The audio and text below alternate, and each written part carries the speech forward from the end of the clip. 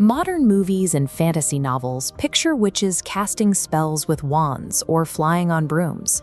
Today, that image is a harmless symbol of imagination.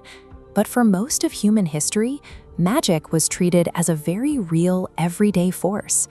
People believed certain individuals could tap into unseen energies to heal their neighbors or curse their enemies. We see this in some of humanity's oldest written records.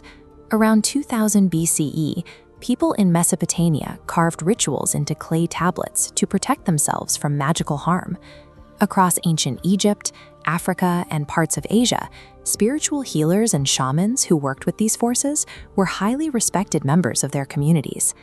Over centuries, this revered spiritual role warped into a global terror, leading to the execution of tens of thousands of people.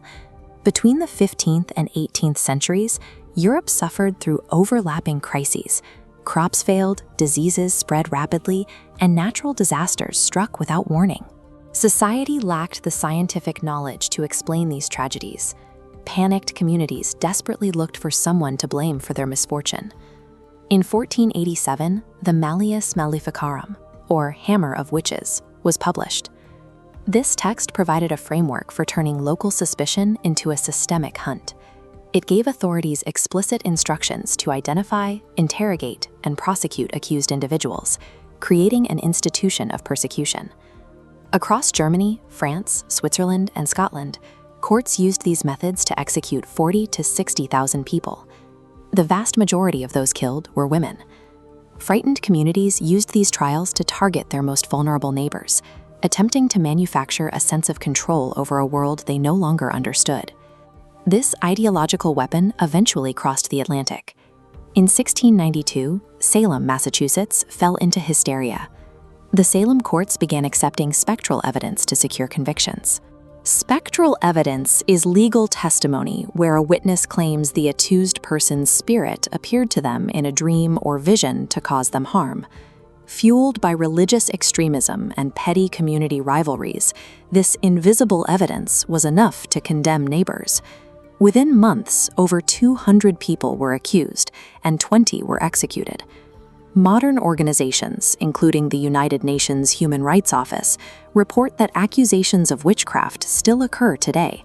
Vulnerable people, often children or elderly women, are blamed for local misfortunes and subjected to violence or social exile. When a community faces a crisis it cannot explain, blaming an individual for supernatural sabotage remains a convenient outlet for collective fear. In the mid-20th century, marginalized groups began to reclaim the word witch from its history as an accusation, turning it into a symbol of personal empowerment. This shift accelerated in the 1940s and 50s with the emergence of Wicca, a modern pagan religion popularized by figures like Gerald Gardner. Wicca completely rejected the historical framework of evil magic. Instead, practitioners drew on ancient nature traditions to emphasize spiritual harmony with the natural world. This chart shows the estimated number of modern pagan and Wiccan practitioners in the United States since the mid-20th century. The steep upward curve reflects a growing community that now numbers over 1 million people. Feminist movements have also adopted the witch as a cultural symbol. They reinterpret the historical persecution of women, transforming a figure once burned at the stake into a representation of independence and rebellion against oppressive authority. Across thousands of years of human records, the story of the witch has never been about spells or magic. The witch acts as a mirror for society. It stands as a dark reminder of how easily fear can weaponize the unknown, and as a powerful testament to our ability to reclaim our own identity.